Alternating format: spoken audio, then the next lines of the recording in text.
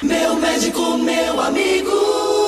Estamos iniciando a sessão Meu Médico, Meu Amigo, do programa William Barbosa, e hoje recebendo aqui mais uma personalidade da medicina, mais um competente profissional da saúde, o Dr. Carlos Cunha, né? Dr. Carlos Cunha. Eu estava até brincando com o doutor aqui fora do ar, eu falei, doutor, desculpa a minha ignorância, mas eu fiquei curioso para saber realmente o que é ser um médico especialista em medicina nuclear, né? Ele já vai explicar. E antes de mais nada, seja muito bem-vindo ao programa William Barbosa, Dr. Carlos Cunha. Bom dia, tudo bem, doutor? Bom dia a todos, agradeço muito o convite, William, e é um prazer estar aqui. Bom, a medicina nuclear contribui há anos para diagnóstico e tratamento desta patologia por meio de radiofármacos que detectam lesões, oferecendo informações precisas aos médicos, né? Se eu falar alguma besteira, depois o senhor pode corrigir, viu, doutor? A especialidade apresenta resultados além das imagens convencionais, proporcionando uma base de análise das funções dos tecidos e órgãos do ponto de vista funcional, bioquímico e até molecular. Então, no papo de hoje, nós vamos conhecer um pouquinho mais sobre os equipamentos e exames da medicina nuclear que podem ser utilizados no diagnóstico, por exemplo, e tratamento do câncer, né? A gente fala em câncer, todo mundo já sabe, se arrepia, mas eu até fiz uma brincadeirinha antes com o Dr. Carlos sobre ser médico especialista em medicina nuclear. Não tem nada a ver com bomba atômica, com essas coisas. Não tem nenhuma relação. Não vou nem falar o que eu falei para o doutor fora do ar aqui, porque senão os caras mandariam me prender aí. Doutor Carlos, mais uma vez, que alegria, que honra, viu, doutor, tê-lo aqui com a gente. Desculpa a brincadeira, viu, doutor? Não, fique tranquilo. Assim, a medicina nuclear é uma especialidade que usa uma quantidade pequena de material radioativo e a gente, no nosso laboratório lá, a gente recebe semanalmente uma fonte de material radioativo, que a gente chama de gerador. Então, a gente vai tirando esse material radioativo diariamente e a gente faz uma ligação deste material com uma outra substância que a gente chama de fármaco, e a gente cria um radiofármaco. A gente sabe que esse fármaco ele vai para tal órgão e ele vai ser usado e metabolizado, e a gente consegue olhar a função desse órgão em questão. Pois não. Quando a gente faz a ligação com esse material radioativo, o nosso equipamento consegue detectar esse material radioativo.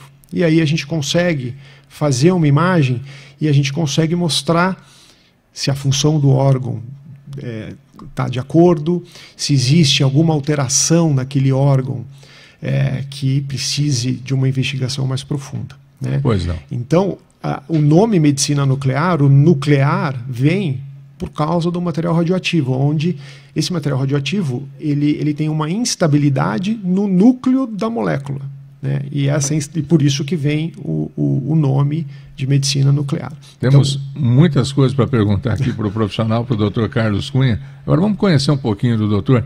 O senhor é nascido aonde, doutor Carlos? Eu sou nascido em Campinas, São Paulo. Campinas, São Paulo. Isso, me formei lá, na Unicamp. Fiz minha residência lá, né? Eu terminei a faculdade em 1997 e terminei minha residência no ano de 2000, quando eu vim para cá, para Curitiba. E desde então estou trabalhando em medicina nuclear na cidade. Aqui em Curitiba? Aqui em Curitiba. Desde o ano 2000? Desde o ano 2000. O nome dos seus pais? Meu pai chama-se Simão da Cunha Neto e a minha mãe, finada mãe, se chamava Maria Isa Gert da Cunha. Tem mais irmãos? Tenho mais um irmão que não trabalha na área de saúde, que é o Renato Gert da Cunha Pereira. Como que era o Dr. Carlos na infância? Era arteiro, bagunceiro? Já gostava de ficar cortando alguém? Não, eu era muito comportado. Era muito comportado. Era comportado? Era muito comportado. O meu irmão ficava com a parte de aprontar da família, era a parte dele. A minha parte eu era um pouco mais comportado. Porque, vamos dizer assim, lógico, todos os cursos e tal tem que se estudar, né? Mas a medicina, quer dizer, se o cara não gostar de estudar, acho que é meio complicado, né? Na verdade, precisa se dedicar muito, né? Lá atrás, para você conseguir ingressar na faculdade, né? Tinha o vestibular e tudo mais, e você precisava de ter uma determinação muito grande, e não só determinação, mas uma vontade muito grande de fazer, né? Porque não é incomum alguns colegas que se transformaram em excelentes médicos não conseguirem entrar na primeira, às vezes na segunda, às vezes na terceira tentativa, naquela época, né? Hoje é um pouco diferente, mas a vontade de ser a perseverança era tão grande que ele continuava tentando, né? E o fato de não ter conseguido na primeira ou na segunda não tinha nenhum desmerecimento. O que levou o Dr. Carlos Cunha, antes de ser médico, à medicina? O que te estimulou? A minha vontade de sempre ajudar as pessoas, eu acho que isso foi um determinante grande. Mas se você me perguntar quando que eu decidi, eu até tinha uma época que comecei a olhar livros de escola, do passado, e eu me deparei, eu acho que 5, 6 anos, e tinha lá num livro uma pergunta: o que você quer ser quando crescer? E eu nem me lembrava disso. E eu olhei lá e vi que eu tinha escrito médico. Mas eu não me lembro disso, né? Então, eu acho que é uma coisa que a gente vai desenvolvendo e vai crescendo. E aí você vê a área médica tem uma gama enorme de possibilidades, né? Então, muita gente pensa que o médico é aquele que vai fazer uma cirurgia. Sim, ele pode ir lá e fazer uma cirurgia, mas ele pode fazer várias coisas, né? Até coisas que a gente nem imagina que um médico estaria fazendo, né? Mas é um ato médico. Pois não. Bom, o papo de hoje com o Dr. Carlos Cunha, médico especialista em medicina nuclear e diretor clínico da Quanta Diagnóstico por Imagem. Acertei, doutor? Acertou, certinho. O papo é o seguinte: o papel da medicina nuclear no combate ao câncer. E a primeira questão é como que a medicina nuclear auxilia na detecção precoce do câncer, doutor, por gentileza. Veja, o diagnóstico inicial do câncer, ele é feito de uma outra forma, né? Então, os exames da medicina nuclear, de uma forma geral, eles são usados a partir do momento que o paciente já tem o diagnóstico e ele precisa fazer um acompanhamento. Às vezes, em alguns casos, ele faz o diagnóstico, ele faz um tratamento que pode ser uma cirurgia, pode ser uma quimioterapia, pode ser uma radioterapia, e depois disso ele vai acompanhar para ver se houve uma melhora daquela lesão que foi vista.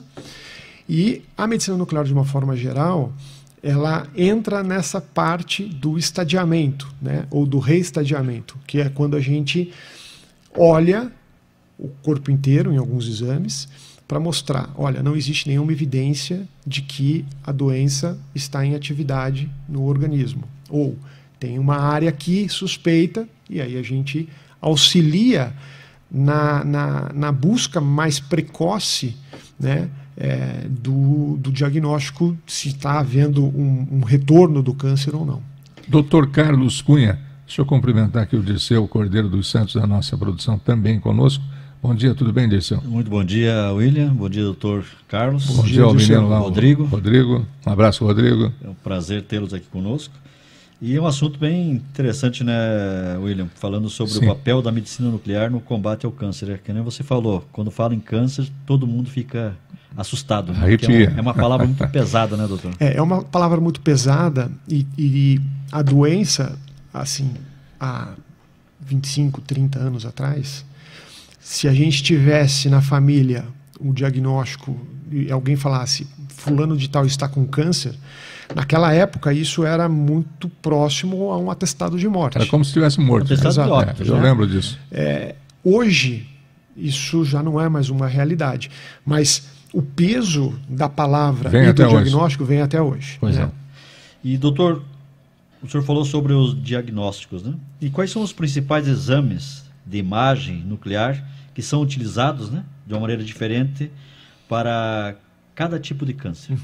Veja, a gente, falando, na medicina nuclear hoje, a gente tem uns exames que são, entre aspas, exames mais antigos e tem exames mais modernos, mais novos.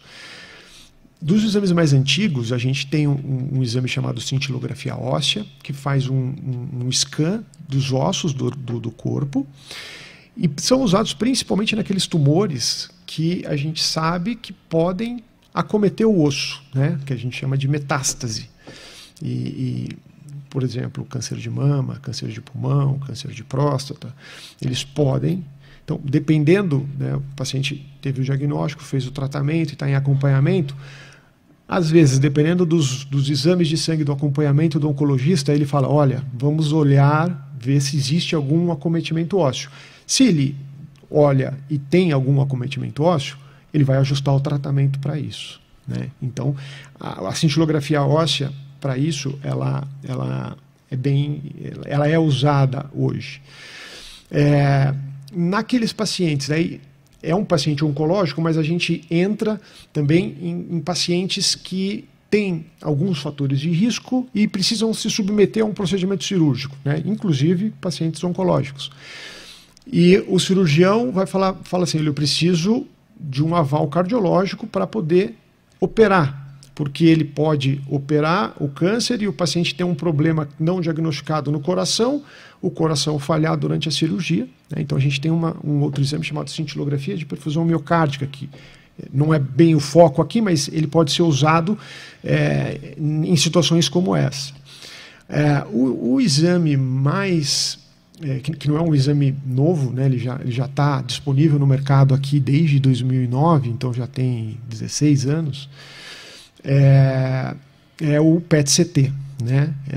É um pouco diferente o exame de PET comparado com o exame da cintilografia. É tudo parte da medicina nuclear. Mas o exame do PET, a gente consegue detectar lesões menores do que no exame da cintilografia. O que a gente chama de resolução espacial. A resolução espacial é a capacidade do exame de detectar lesões cada vez menores. E a resolução espacial do PET é melhor, bem melhor do que da cintilografia, né? O PET, o que ele faz? Ele usa um análogo da glicose, e grande parte dos tumores, eles usam a glicose no metabolismo basal dele, e eles usam muito a glicose em comparação ao tecido normal, né? Então, a gente injeta esse análogo de glicose e o paciente passa pelo equipamento e a gente consegue detectar se existem focos ávidos à glicose. E se existir, muito provavelmente está relacionado ao câncer em questão. Bom, o senhor falou que PET-CT é um exame, né? Uhum. Então vamos lá. Qual a diferença, doutor Carlos Cunha, para os ouvintes aqui do programa William Barbosa, a diferença entre o PET-CT e o SPECT e outros métodos tradicionais de imagem no diagnóstico oncológico? O SPECT, né, é uma sigla em inglês que ele é uma tomografia. A tomografia, na verdade, todo o exame que você consegue fazer cortes, você consegue olhar ele em 3 cortes, né, é uma tomografia, né? A gente conhece a tomografia computadorizada, né, que é um exame radiológico, mas o princípio é esse: você consegue olhar os cortes e você consegue fatiar a área que você está estudando, né? Então, o SPECT é uma aquisição tomográfica da cintilografia. Então, eu posso fazer um SPECT numa cintilografia óssea, por exemplo, né? E aí eu consigo fatiar o osso em questão e eu consigo olhar com mais detalhes. O PET, ele é um exame tomográfico da mesma forma e, como eu tinha falado, ele tem uma vantagem porque ele consegue detectar lesões menores, né? E a grande sacada, né, do exame hoje do PET-CT é que ele uniu um exame metabólico, que é o PET, com o CT, que é a tomografia, né? Então, no passado, lá em 2000, 2001, 2002, 2003, o primeiro PET chegou aqui no Brasil em 2003, né? Só que era só o PET. Então, naquela época, o que tinha que ser feito? Você olhava as imagens, né, e você via que tinha uma área de maior captação naquela região. Você precisava olhar um corte que a gente chama de corte anatômico, que vai dizer, olha, nessa região está o fígado, nessa região está o rim. E aí a gente fazia, né, o laudo descritivo, né, e a gente não tinha certeza. Aí, lá no Tennessee, um físico e um médico se juntaram e falaram assim, mas por que você fica olhando a imagem da tomografia? Por que a gente não tenta fazer tudo junto? Né? E é isso que eles criaram. Unir tudo. Uniram. E aí criou-se o equipamento PET-CT. Né? Então, a gente tem a informação metabólica e a gente consegue mostrar exatamente aonde essa alteração metabólica está, porque a gente está olhando o corte anatômico, né? A anatomia. Então a gente sabe se ele está no fígado, se ele está no rim, né? Então facilitou muito, além de dar uma informação muito mais precisa para o oncologista. Pois não. Então é justamente sobre isso, né? Mais preciso, né? Esse exame, né? Agora, doutor Carlos, de que forma a medicina nuclear ele tem contribuído para o estadiamento do câncer? Então, exatamente nesse ponto, né? O que acontecia no passado, e por isso a doença era muito temerária, né? Era uma doença, era uma coisa que ninguém gostava de escutar. O estadiamento, o que ele é? Você teve um tumor, um câncer, você fez uma cirurgia, você tirou esse câncer. Só que esse câncer, ele pode ter deixado ali pequenas células espalhadas, né? E para você começar um tratamento com uma certa celeridade, você precisa ter certeza que ainda existem células lá. E no passado, ia-se aguardando, né? Podia-se fazer tomografia, mas até o momento da lesão crescer, levava-se um tempo grande, às vezes alguns meses, às vezes alguns anos. E se você conseguisse, né, falar, olha, este nódulo aqui de 0,5 centímetro, ele tem câncer, né, ele tem célula do câncer, e você conseguisse tratar ali, o resultado é melhor do que você esperar aquele nódulo de 0,5 centímetro crescer para 2 ou mais, e você fala, olha, ele cresceu de 0,5 para 2 em 6 meses, então ele é um problema. Quando você consegue, naquele momento, mostrar, olha, é um nódulo pequeno, né, porque quando você está falando de tomografia, é tudo muito baseado no tamanho. Existe a morfologia, o jeitão, mas o tamanho ele é importante. Então, se é uma coisa muito pequena, você não pode falar, né, é difícil. Agora, se você olha, é uma coisa pequena, mas você está vendo que ele está captando o fármaco, você fala, olha, ele é pequeno, mas ele está captando. Se ele fosse pequeno e fosse uma coisa normal, ele não deveria ter esse grau de captação. Você consegue tratar mais cedo, você tratando mais cedo, você aumenta a sobrevida da pessoa e você melhora a qualidade de vida, né? Que eu acho, para mim, pessoalmente, o grande ponto, né, de todo o acompanhamento do paciente oncológico, óbvio, você quer estender ao máximo a sobrevida, sim, mas é muito importante qualidade de vida. De nada adianta você viver X anos, 100 anos, se você não puder usufruir de nada, né? Correto, você fica acamado, você não consegue sair, você não consegue, né? Você fica com dor, você fica sofrendo, né? Então, isso é uma coisa que a gente consegue, quando a gente une essas informações, o oncologista consegue indicar um tratamento mais precoce e com isso ele melhora a sobrevida e melhora a qualidade de vida. Doutor, agora, desculpa aqui também talvez até a minha infantilidade com relação a essa pergunta, mas a tomografia, através da tomografia, já pode se detectar se a pessoa tiver câncer? Sim. Através da tomografia. O que acontece, né?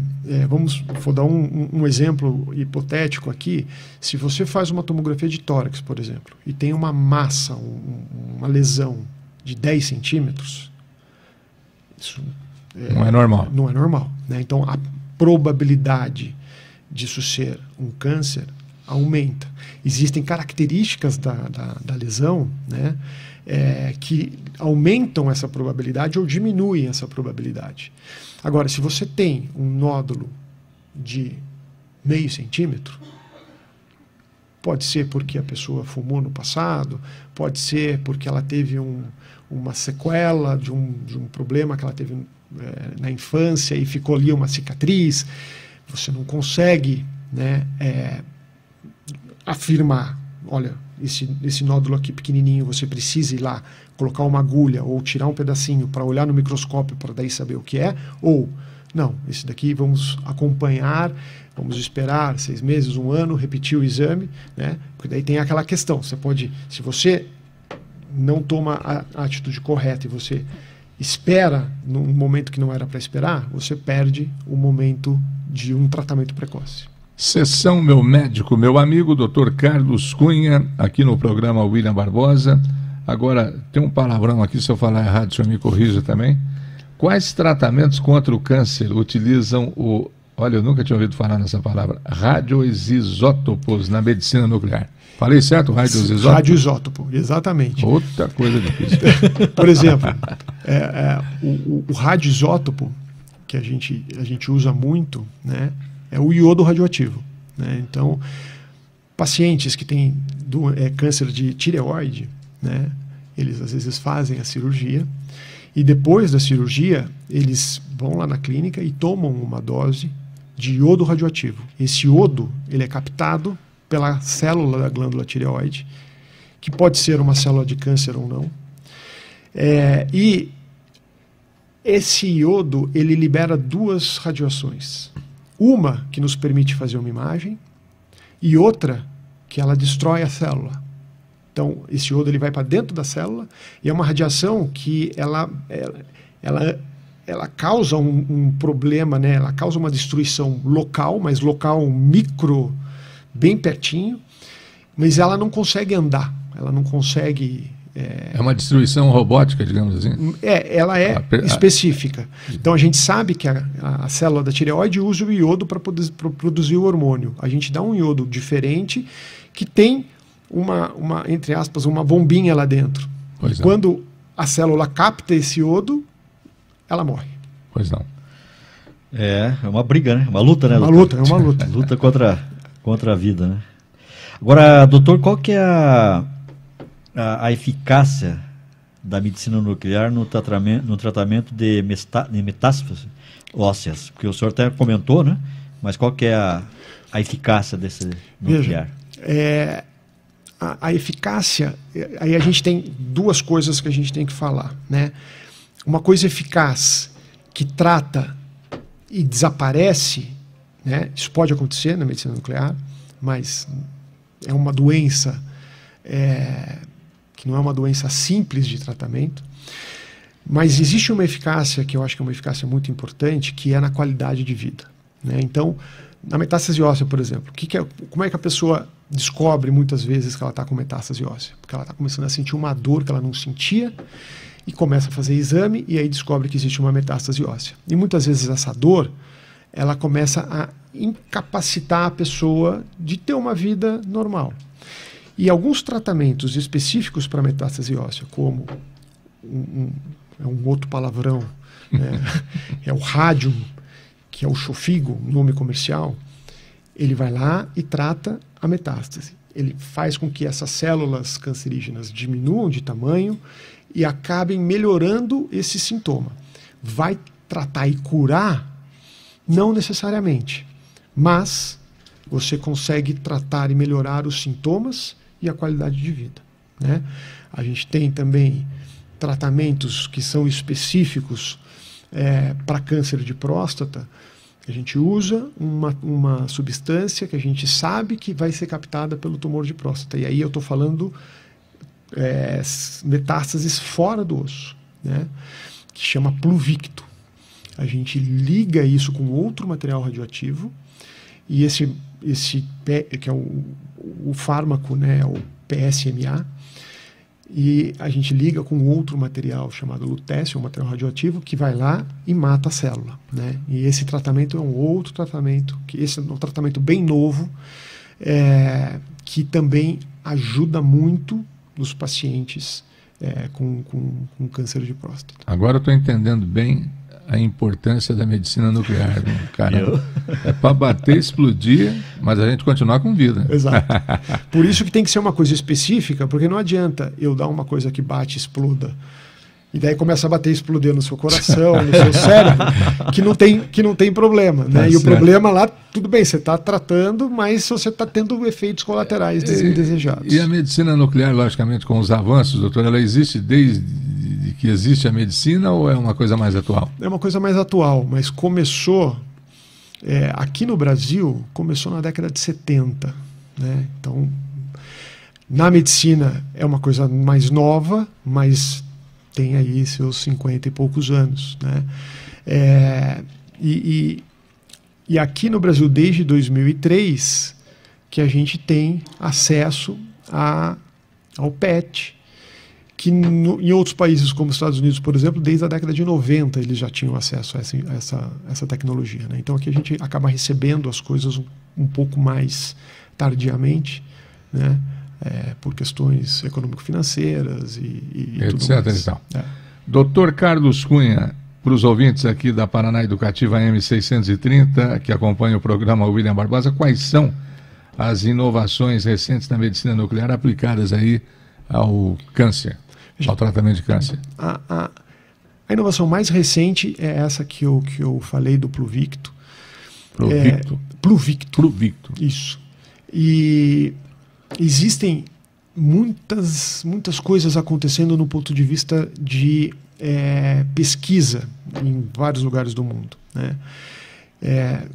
A gente tem alguns radiofármacos que estão sendo testados que são mais específicos para determinados tipos de câncer.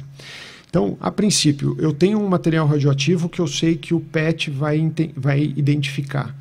Eu crio um fármaco que eu sei que vai para aquele tipo de célula daquele tipo de tumor. Se eu conseguir ligar os dois e injetar na pessoa, né, na teoria, o que vai acontecer? Eu vou conseguir detectar aonde que estão essas células, se elas existirem no organismo. E, doutor, como que a medicina nuclear está se integrando à medicina personalizada no tratamento do câncer, ou seja, a medicina convencional, né, a respeito do tratamento do câncer? Né? O tratamento do câncer, ele é um tratamento muito complexo, porque a gente pode pegar aqui duas pessoas com o mesmo tipo de câncer.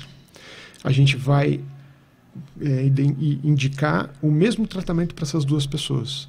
O resultado pode não ser o mesmo, né? Então, um pode responder muito bem e o outro não pode responder. O que acontece? Apesar das células do câncer serem muito semelhantes entre esses dois indivíduos, pode ser que num indivíduo eu tenha um percentual de células ali que são iguais, mas são um pouquinho diferentes. Elas têm ali alguma diferença que elas possam não sofrer a ação do quimioterápico, por exemplo, da mesma forma que a outra célula. Aí, esse daqui que tem só daquelas células que respondem bem ao quimioterápico, o tumor desaparece. Nesse daqui o tumor diminui, mas tem aquelas células que são, entre aspas, resistentes ao tratamento, e aí ele não responde bem. Aí precisa mudar o medicamento. E essa troca e essa mudança que é essa parte da personalização, ou seja, existe um tratamento meio que formatado inicial, mas depois disso, o número de possibilidades e de caminhos são diferentes, vão aumentando de uma forma grande. Dr. Carlos Cunha, saindo um pouquinho aqui, mas é saúde, eu acho que o doutor pode responder. Por que tem pessoas que têm uma imunidade no corpo mais forte e outras não? Veja, isso é tudo parte da genética, né? Genética. Tem genética e tem também, né, a parte imunológica, ela está muito relacionada à exposição prévia, né? Então, a pessoa já se expôs a um certo patógeno, o seu organismo ele cria uma arma que ele sabe que para aquele tipo de patógeno ele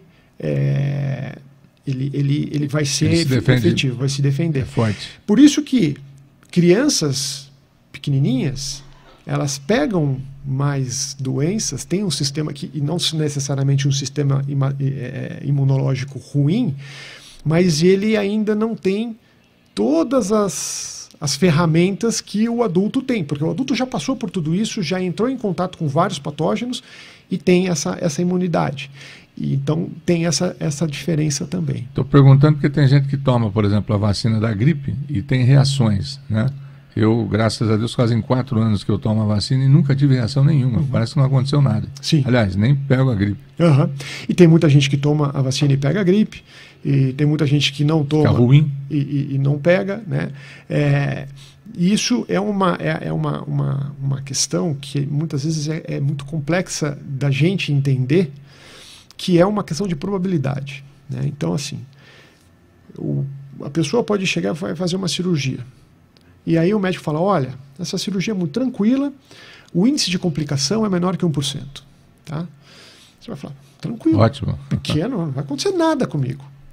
E daí você vai para a cirurgia e essa complicação que ele falou que era 1%, acontece. Aí ele fala, mas pô, você falou que era 1%. É 1%. Mas aconteceu com você. Para essa pessoa, essa conversa do 1%, como assim 1%? Eu fui lá e eu tive o problema, né? Então, para ele, não foi 1%, para ele foi 100%. Né?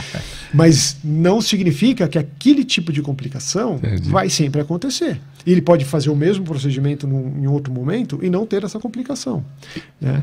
Então, essa questão de, eu tomei essa vacina e não tive gripe, eu tomei a mesma e tive gripe, tem uma questão de probabilidade envolvida nisso, né? Ou seja, quem toma vacina tem uma probabilidade muito grande de não ter, mas não é ter. Chance dela, você pode ter. Como que a inteligência artificial pode melhorar a precisão dos exames de medicina nuclear? Veja, a inteligência artificial, ela é uma coisa extremamente interessante, e ela pode ajudar, né, a área de imagem na aquisição das imagens. Ou seja, para a gente fazer a aquisição, a gente precisa muitas vezes de deixar o paciente durante um certo período de tempo. E às vezes a gente precisa fazer mais imagens e esse tempo pode aumentar. A inteligência artificial vem trabalhando muito forte em diminuir esse tempo. E você continua fazendo uma imagem com a mesma qualidade da imagem que você faz com um tempo maior. Então você consegue fazer exame com um tempo menor. Muitas vezes o paciente se expõe a uma quantidade ainda menor de radiação e você tem um exame com a mesma qualidade, né? Então, nesse ponto, ela pode ter um potencial enorme de ajudar, né? E ajuda todo mundo. Mas ainda é uma coisa nova, né? Que começou há não muito tempo. Então, uma tecnologia tem nova. muita coisa que talvez a gente nem imagine que ela vai ajudar no futuro e ela pode ajudar. Só para... existe hoje, por exemplo, uma cirurgia de câncer robótica já? Ou não? Existe. Existe. Existe. Cirurgia de próstata, por exemplo, tem muitas pessoas que fazem cirurgia com robô. Né? Legal. O médico controla o robô. Sim. Né? Tem cirurgias para não câncer, mas tem cirurgias de redução de estômago por robô.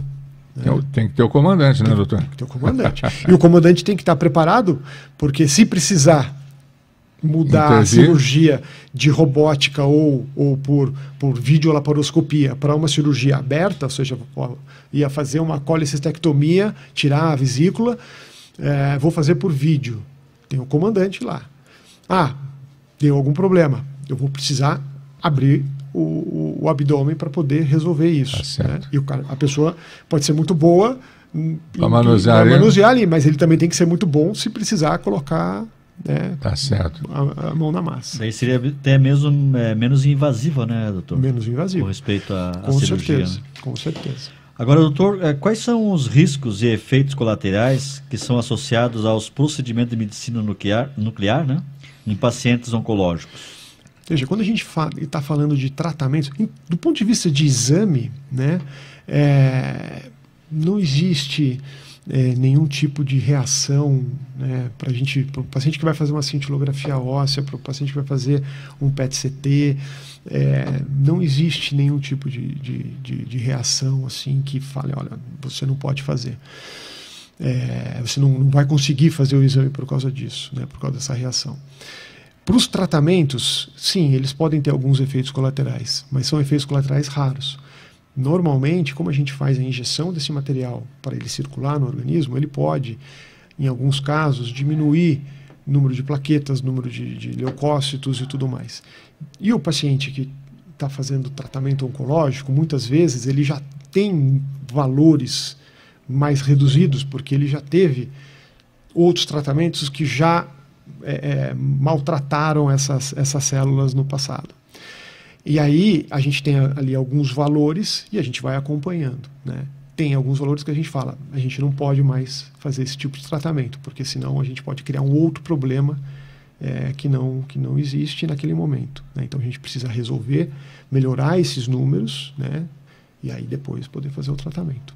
Dr. Carlos Cunha, especialista em medicina nuclear, como que os custos, doutor, por gentileza, os custos dos procedimentos de medicina nuclear influenciam essa sua disponibilidade na rede pública de saúde, por exemplo? Isso é um grande problema, né? Como eu falei, o PET, por exemplo, que é um exame, ele já existe em outros países há muito tempo. E no Brasil, nos últimos 22 anos, né? Por que demorou para vir para cá? Porque tudo que a gente aumenta em avanço tecnológico, a gente encarece o preço do equipamento, preço de insumo, preço de tudo isso. Todas essas novidades que acontecem, elas encarecem o preço, né? Depois de um tempo pode até ser que esse preço diminua, mas no início é muito caro. Todos esses exames relacionados com oncologia são exames e procedimentos mais caros. E quando a gente fala do ponto de vista populacional, pensando no Sistema Único de Saúde, o impacto financeiro no sistema, ele pode ser muito importante.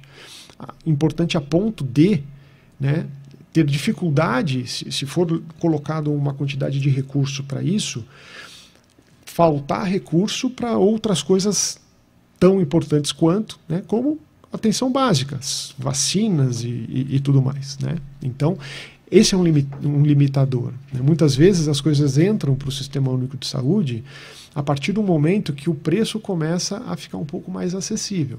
Mas, hoje, existe um paciente que é atendido no Sistema Único de Saúde, ele consegue sim fazer um PET-CT, por exemplo, né? Bom, eu sempre digo assim também, né, que pode ser que a gente esteja ainda atrasado em muitas coisas com relação à tecnologia na área de saúde, mas nós temos profissionais maravilhosos, né?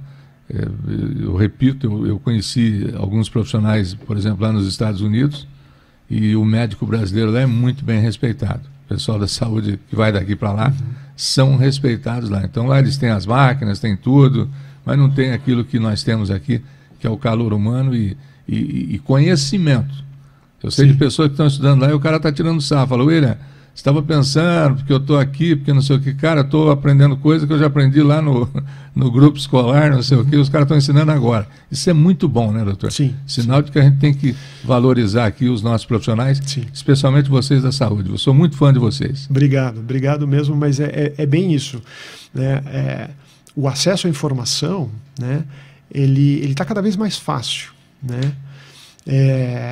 Mas o acesso à experiência em lidar com isso, aí você precisa ter a mão na massa. Mas nós temos excelentes médicos no país. Em todas as áreas, né? Em todas as áreas a gente tem pessoas excelentes, não só na medicina. Sim, né? sim. E eu acho que o que às vezes a gente fica devendo, entre aspas, é nessa questão tecnológica, que lá eles têm uma condição de fazer pesquisa, de criar novas coisas e testar novas coisas, que a gente aqui não tem essa capacidade financeira para, né? Mas conhecimento e habilidade, eu não tenho dúvida nenhuma que a gente tem. Tem mais uma perguntinha para o doutor aí, Dirceu? E falando justamente sobre isso que o próprio William comentou a respeito dos profissionais brasileiros aqui, que são pessoas capacitadas, né? Existe, doutor, uma demanda crescente por profissionais especializados em medicina nuclear no Brasil ou não? Veja, a área de medicina nuclear, ela está passando por um momento, eu enxergo de estabilidade, né? Houve um aumento muito grande. No passado, quando eu me formei, eram poucos médicos nucleares, né? E houve um crescimento muito grande e talvez uma certa saturação de alguns mercados, né? Então, assim, um médico nuclear que esteja se formando hoje, talvez ele tenha dificuldade em trabalhar em grandes centros. Por quê? Porque já existem médicos ali trabalhando, né? Talvez ele conseguiria ir para uma cidade menor. Só que, como é uma especialidade que trabalha com tecnologia, você não consegue sustentar a viabilidade financeira do negócio numa cidade muito pequena, porque você não vai conseguir ter um volume de exames necessário para você poder pagar as suas contas e comprar os insumos e tudo mais, né?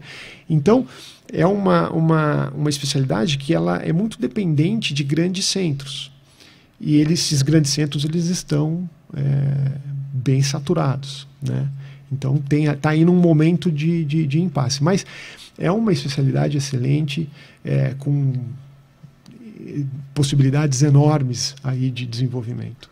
Bom, fazer uma brincadeirinha para o doutor dar risada, disse o Rodrigo, o William Barbosa, o professor Ricardo. Tem uma amiguinha minha que se ela fosse fazer uma pergunta, mas doutor, o senhor é médico nuclear, como que o senhor não soltou bomba em lugar nenhum ainda? Ai. Você sabe que é uma coisa que muita gente, quando eu falo qual que é a minha especialidade, a primeira pergunta que vem é essa. Então você pode fazer uma bomba atômica? Eu falei, não posso fazer. Só fazendo uma brincadeira, mas ali a clínica ali da Quanta, ali que fica ali no alto da 15 ali, ó, é bem diferente, né, doutor? Sim. Você passa por ali, dá até medo, né? Não, dá a impressão que é Por que dá medo? Não, o doutor pode falar para mim. Veja, a questão ali a gente teve uma sorte muito grande, né, de ter um arquiteto muito capaz, né, o Adolfo Sakaguchi, que ele fez ali naquela esquina umas ondas que